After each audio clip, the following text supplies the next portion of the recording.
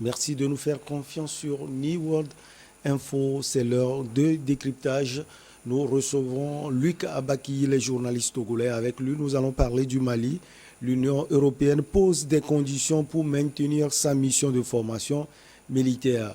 Luc Abaki, bonjour, vous allez bien? Oui, bonjour Michel, bonjour à tous ceux qui nous font cette amitié de nous suivre. L'Union européenne souhaite poursuivre ses missions militaires de formation au Mali, mais pas à n'importe quel prix. Les conditions sont posées.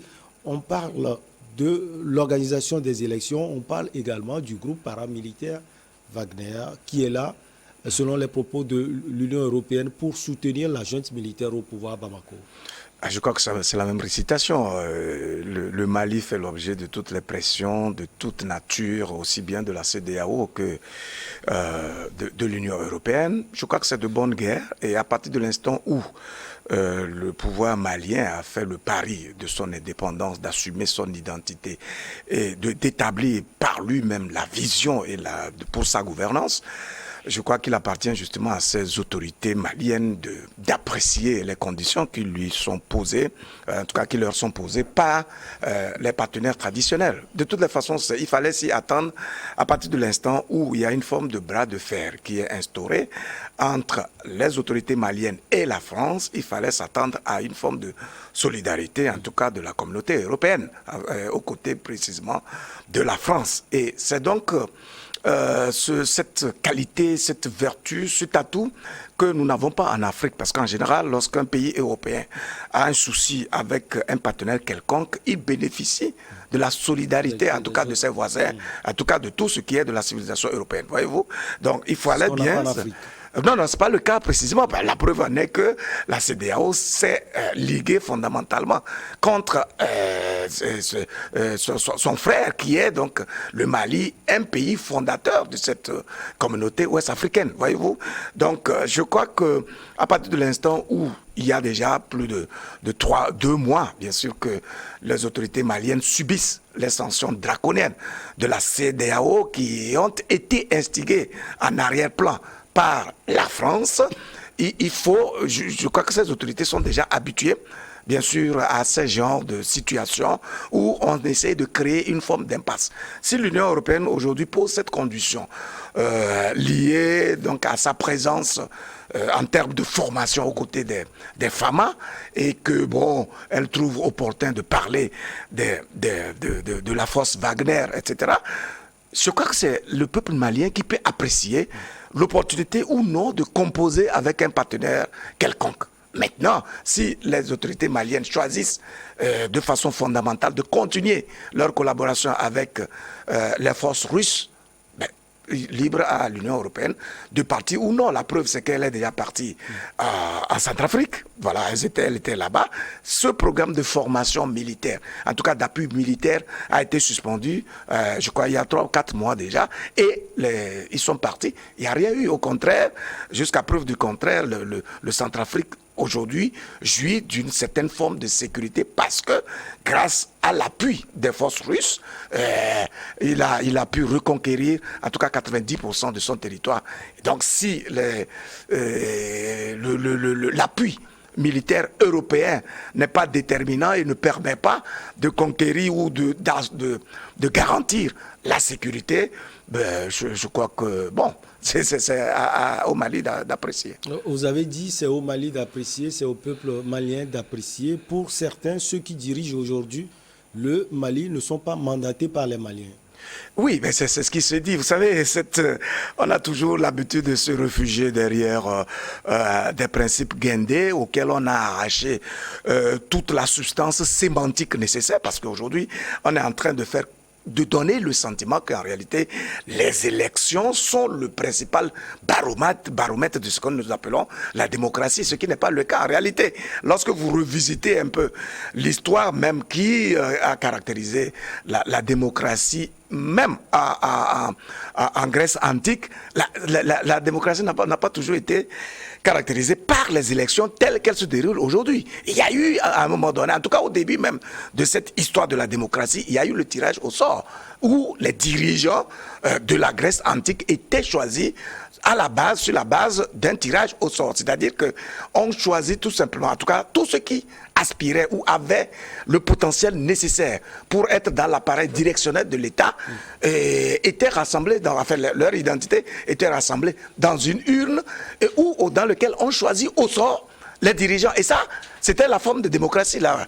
Aujourd'hui, le régime malien, c'est vrai, est venu par un coup d'État.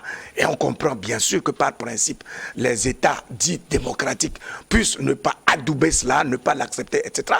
Mais en réalité, tout État souverain est régi par une certaine appréciation du peuple. Donc, si le peuple malien, je crois que le 9 janvier, ce peuple-là a démontré qu'il adoubait véritablement les autorités actuelles et entendait se mouler à sa vision pour pouvoir sortir le Mali de l'ornière. Donc, cette façon de juger les autorités, de dire tout de go que non, à partir de l'instant où ils ne sont pas issus d'une élection, donc ils ne sont pas légitimes.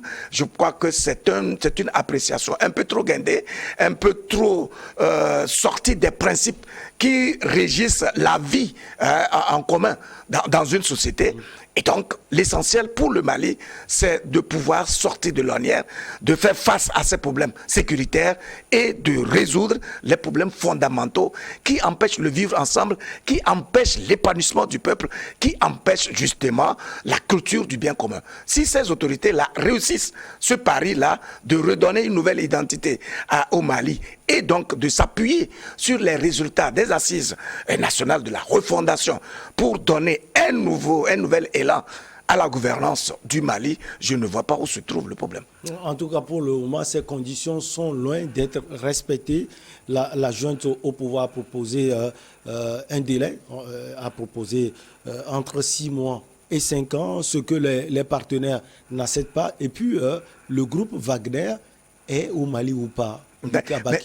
Je ne saurais le confirmer à partir de l'instant où les autorités maliennes elles-mêmes n'ont pas confirmé, puisqu'en réalité, ce qu'elles ont eu à dire, c'est qu'elles sont dans un partenariat d'État à État, notamment avec la Russie. Mais la question essentielle, fondamentale et pertinente qu'il faut se poser, c'est pourquoi les dirigeants maliens ont-ils été obligés de recourir à une force extérieure, en tout cas à un nouveau partenaire, dès l'instant qu'il y a des partenaires traditionnels? C'est en vérité parce que le problème, la cause pour laquelle les forces européennes, en tout cas françaises surtout, Barkhane, étaient au Mali, était tout simplement de lutter contre le terrorisme, d'extirper de la vie du peuple malien le phénomène terroriste et djihadiste. Et donc, depuis 9 ans qu'ils sont arrivés dans ce pays-là, il se trouve que le phénomène est en train de se métastaser, de prendre de l'ampleur et d'envahir pratiquement tout le territoire national. C'est d'ailleurs pour cela que les autorités maliennes ont demandé une revue des accords qui définissent donc la présence de ces forces Barkhane au Mali, de manière à revoir à quel niveau ça ne marche pas, puisque le phénomène, au lieu d'être résolu, a pris de l'ampleur. C'est parce que les autorités françaises ont opposé un refus tacite, puisqu'elles n'ont pas jugé important de donner une suite favorable donc à cette sollicitation, à cette revue, que c'est clair que à partir du moment où les autorités maliennes ont une aspiration profonde, ont une culture de résultats, ont dû donc composer désormais avec la Russie. Et on est précisément en train de voir les résultats sur le terrain, parce que je crois comprendre à partir des reportages et tous les témoignages qui sont portés par les Maliens eux-mêmes qu'il y a une montée en puissance des forces maliennes, et donc le phénomène est en train d'être de façon progressive extirpé, résolu. Bon, tant mieux. Qu'est-ce qui peut arriver, Luc Abaki, si les conditions ne sont pas respectées? Non, il n'y aura rien qui va arriver. Vous allez voir que... Vous savez, on est en général dans les discours. La formation de l'Union européenne n'aura plus... Vous savez, est-ce que vous avez vu avec quelle difficulté la France a fini par dire nous allons partir. Au départ, la France avait posé une liste de conditions pour dire si vous franchissez ce pas-là, nous allons partir. Ils ne sont pas partis. Si une force russe arrive au Mali, on va partir. Ils ne sont pas partis. C'est parce qu'il y a eu une ébullition politique. La brûlure politique, le bras de fer est devenu tellement étendu et les passes d'armes entre les autorités maliennes et la France étaient tellement insoutenables que la France n'avait pas eu le choix de dire finalement on n'a pas de choix de guerre là, nous allons partir. Mais ils vont où? Ils décident tout simplement de se positionner juste tout près du Mali et continuent d'ailleurs de dire que il y aura encore une force qui sera encore au Mali dans le but d'assurer la sécurité de l'aménagement, etc. Tout cela pour dire qu'en réalité c'est un divorce extrêmement difficile, c'est une séparation douloureuse. Parce qu'au-delà de cette question de maintien de la sécurité ou même de la lutte contre le terrorisme et le djihadisme, il y a un intérêt, ou du moins des intérêts stratégiques en arrière-plan dont on ne parle précisément pas. Sinon, lorsque je suis en situation, et puis je vous fais appel pour dire, venez m'aider à résoudre un problème précis. Si à un moment donné, je dis, vraiment, je vous remercie pour votre contribution, pour l'apport que vous avez pu amener, etc. Mais je considère qu'on peut désormais mettre fin à cette collaboration. Quel est votre mal, votre difficulté? Qu'est-ce qui peut justifier le fait que vous soyez réticent à partir? Donc, il faut comprendre qu'il y a des intérêts stratégiques, géostratégiques, géopolitiques et même des intérêts matériels et financiers, etc., qui ne sont pas, dont on ne parle pas précisément. Alors, Joseph Borrell a été clair, le chef de la diplomatie européenne. Il n'y aura pas de collaboration, pas à n'importe quel prix. Divorce peut-être entre le Mali au niveau de la formation militaire et l'Union européenne. Il y a divorce également dans d'autres domaines. Luc Abaki, vous voyez donc le Mali se tourner peut-être complètement vers la Russie. Je ne sais pas si le Mali fera le choix de se tourner complètement vers la Russie. Mais ce qui est certain, c'est que lorsque vous êtes un dirigeant lucide, visionnaire, et vous avez envie d'avoir des résultats, vous faites avec ce qu'il y a. Et vous réfléchissez aux formules les plus pratiques possibles qui vous permettent justement d'atteindre vos résultats. Si, de fait, les partenaires traditionnels du Mali décident ou donc font des injonctions, posent des conditions insupportables donc aux autorités maliennes, il leur appartient d'apprécier. Mais ce qui est certain, c'est qu'ils sont en train de manifester une forme de résilience, une capacité d'adaptation qui est quand même remarquable parce que depuis le 9 janvier où l'ensemble des pays de la CEDEAO ont cru utile d'infliger des sanctions illégales et illégitimes, même inhumaines, à ce pays-là, tout le monde était contre presque un pouvoir prêt. illégal et illégitime. C'est ce qui se dit, voyez-vous. Mais à partir du moment où les Maliens les reconnaissent comme étant leur autorité, je pense qu'ils jouissent précisément de cette légalité et de cette légitimité. Donc les gens étaient presque prêts à parier que le régime malien ne pourrait pas résister un mois.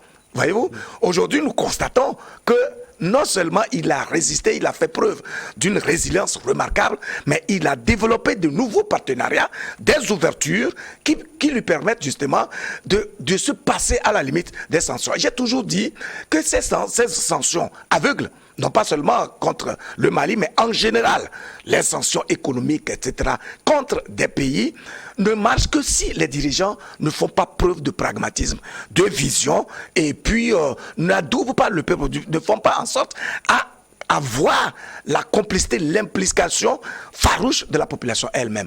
Parce qu'en réalité, la richesse d'un pays n'est pas produite par les dirigeants, elle est produite par les citoyens. Donc si vous vous appuyez fondamentalement sur votre peuple, qui comprend très bien votre aspiration, votre vision, et décide de vous accompagner, il est difficile que des sanctions qui viennent de l'extérieur puissent vous ébranler. Ce n'est pas possible.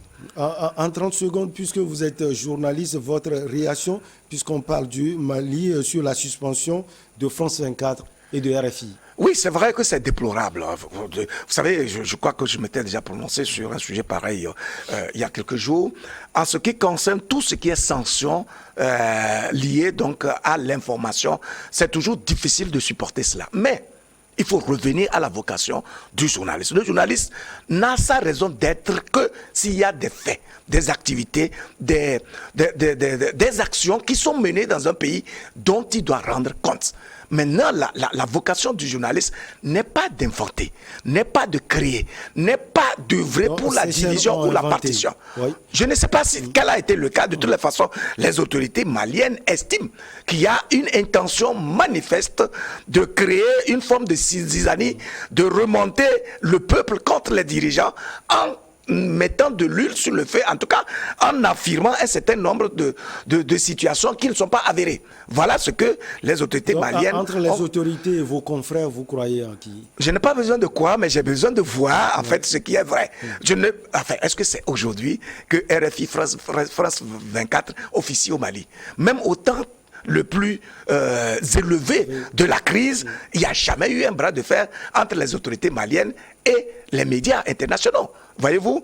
Donc, si aujourd'hui, à partir d'un reportage donné sur des histoires de tueries, des famas, du peuple malien et même mauritanien, les autorités maliennes estiment qu'il y a eu extrapolation ou bien exagération ou même mensonge, je crois que c'est quand même fondé. Il va falloir ouvrir quand même une enquête. La preuve, c'est que lorsque les autorités maliennes, je veux dire mauritaniennes plutôt, avaient commencé à protester de ce que leurs ressortissants sont tués par les FAMA au Mali, le Mali n'a pas dit que la Mauritanie a menti.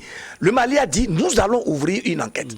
Et le Mali a même dépêché une délégation de très haut niveau en Mauritanie pour essayer d'apaiser la situation, baliser la voie à un dialogue et donc ouvrir une enquête. Alors pourquoi, dans le cas précis, ces dirigeants ont été très formels et ont pris la décision du renvoi d'ici la fin du mois de ces deux organes? Ça veut dire qu'elles savent de quoi il faut, voilà, ce qui font cela. Merci beaucoup à vous, Luc Abaki. C'est toujours un plaisir de vous avoir sur ce plateau. Le merci, il est vraiment partagé. On va marquer une petite pause et derrière on reçoit l'invité du jour. Ah,